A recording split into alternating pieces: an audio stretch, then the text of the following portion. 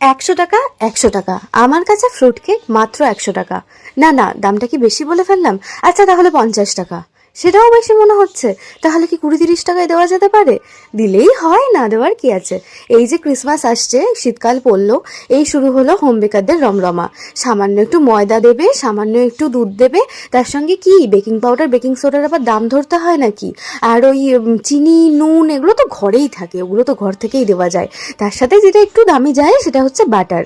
ও দিলেও চলে, না দিলেও চলে, তেল দিয়ে দিলেই হয়। আর ওই যে 10-20 টাকার কয়েকটা ড্রাই ফ্রুটস, তার দাম দেবে নাকি 100, 200, 300 টাকা। ধ্যাত ধ্যাত, ওই 100 টাকাতেই চলে। আর খুব বেশি হলে 150 টাকা মতন দাম নেওয়া যেতে পারে।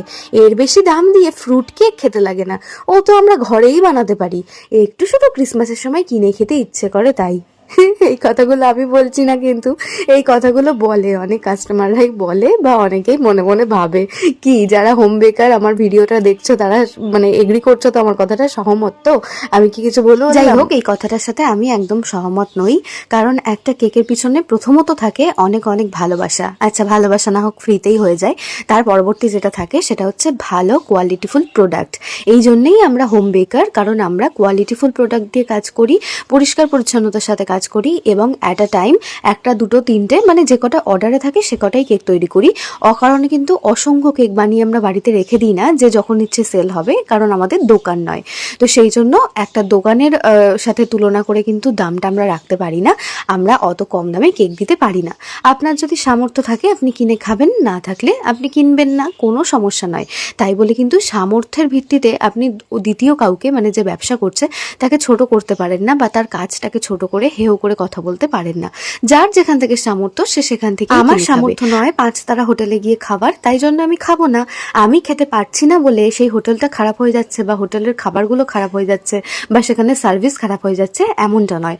আমার যেখানে সামর্থ্য আমি সেখানেই যাব। আর সব থেকে বড় কথা কি জানেন, আমরা হোম বেকাররা কাউকে কখনো জোরাজুরি করি না যে আপনাকে আমার থেকেই কেকটা কিনতে হবে। আপনার সামর্থ্য না থাকলেও আপনি ধার করে টাকা দিয়ে কিনুন, এরকম জোরাজুরি আমরা কাউকে করি না। আপনার যদি ইচ্ছা হয় আপনি কিনবেন, বা আপনি হোম বেকারদের সঙ্গে আলোচনা করবেন যে এইটা আমার দামের মধ্যে পোষাচ্ছে না, আমার দামের মধ্যে এত টাকায় পোষাচ্ছে, তুমি কি এইরকম দামের মধ্যে করে দিতে পারবে? যদি সে বলে পারবো, আর যদি তিনি না পারেন তাহলে প্লিজ আপনার ওই 50-100 টাকার আবদার দিয়ে তাকে পাগল করবেন না, বা তার কাজটাকে ছোট করবেন না।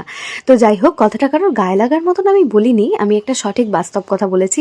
6 বছর এই বেকিং জীবনে রয়েছি আমি, প্রচুর রকমের কাস্টমার আমি পেয়েছি।